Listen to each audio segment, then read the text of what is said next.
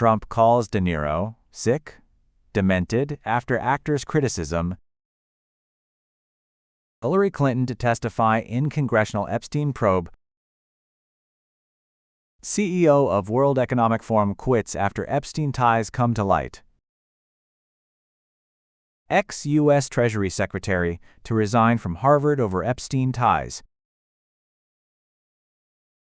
U.S. President Donald Trump has sharply criticized actor Robert De Niro, calling him sick and demented after the Hollywood star urged Americans to resist Trump's administration. In a social media post, Trump attacked De Niro and questioned his judgment, while also criticizing Democratic lawmakers. The comments came after De Niro spoke on a podcast earlier this week, warning that the country is in danger and encouraging Americans to stand together and oppose Trump's leadership. De Niro, a longtime critic of Trump, said people have to resist and called the president's actions harmful to the United States. The exchange highlights the ongoing public feud between Trump and the outspoken actor, who has repeatedly criticized the president in recent years. Former U.S. Secretary of State Hillary Clinton is scheduled to testify behind closed doors before a congressional committee investigating convicted sex offender Jeffrey Epstein. Clinton is expected to speak to lawmakers in Chappaqua, New York, but she has said she has little information to offer. She has also accused Republican investigators of trying to shift attention away from President Donald Trump's past connections to Epstein. Hillary Clinton and former President Bill Clinton had initially refused to testify but agreed after lawmakers threatened to hold them in contempt of Congress. Bill Clinton is scheduled to testify separately on Friday. Committee leaders say interview transcripts will be released publicly later. Bill Clinton has acknowledged flying on Epstein's plane several times after leaving office but denies wrongdoing and says he regrets the association. Investigators say Epstein also visited the White House multiple times during Clinton's presidency. Epstein died in jail in 2019 while awaiting trial on sex trafficking charges. U.S. authorities have released millions of pages of Epstein-related documents, revealing connections with business and political figures, though investigators say no evidence has implicated Trump in criminal activity. The investigation continues as lawmakers try to clarify Epstein's network of high-profile contacts.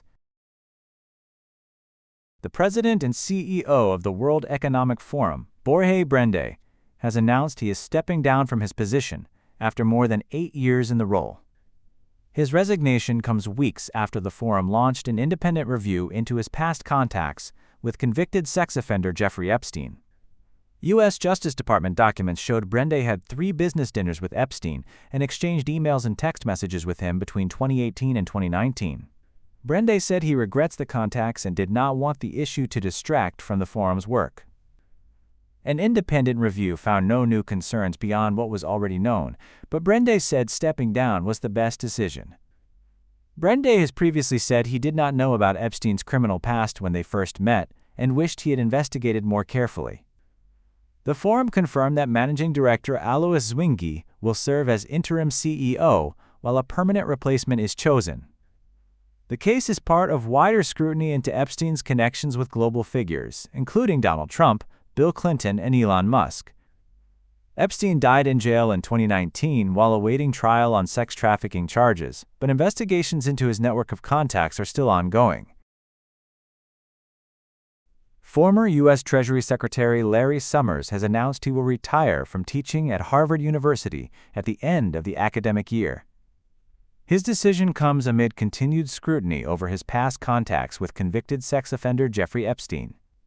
Documents released by a congressional committee showed ongoing personal correspondence between Summers and Epstein, although no evidence of wrongdoing has been found. Summers had already stopped teaching and taken leave after Harvard began reviewing individuals mentioned in Epstein-related files. He also stepped down from a leadership role at Harvard's Policy Center during the investigation.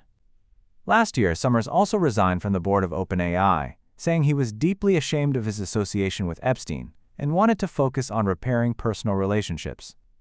Summers, a former Harvard president and senior government official, will remain on leave until his retirement becomes official later this year.